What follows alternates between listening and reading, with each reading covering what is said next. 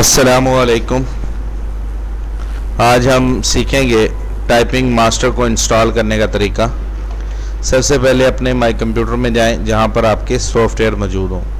हमारे drive D में student software के नाम से फ़ोल्डर है, उसके अंदर ये तमाम सॉफ्टवेयर मौजूद हैं। तो हमने टाइपिंग मास्टर इंस्टॉल करना है तो उसके सेटअप पे क्लिक करेंगे तो ये सॉफ्टवेयर मौजूद है। रेड कलर का जो आइकन है, इस सॉफ्टवेयर को हम इंस्टॉल करेंगे। डबल क्लिक करेंगे, यस करेंगे, next, I accept agreement, next next next, install.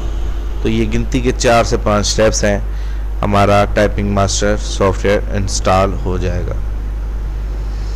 जैसे ही हमारा टाइपिंग मास्टर इंस्टॉल होता है, पहली बार आपने इधर इंटर लाइसेंस, इसको लाइसेंस भी देना है जो कि हमने परचेज़ किया हुआ है। इंटर लाइसेंस पे क्लिक करेंगे और आप अपने फ़ोल्डर में आ जाएं। यहाँ पे की के नाम से एक फ़ाइल है, इस पे क्लिक करें।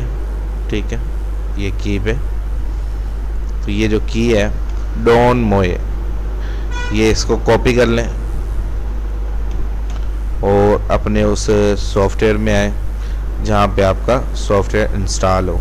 तो हम अपने सॉफ्टवेयर में आते हैं, यहाँ पे राइट क्लिक करके पेस्ट करें।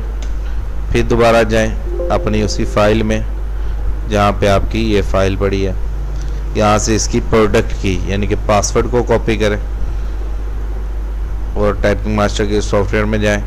यहाँ पे पासवर्ड के खाने में पासवर्ड पुट करें और एंटर करें। अगर हमारा कोड वेरीफाई हो जाएगा तो ये थैंक यू कह देगा, ओके करें।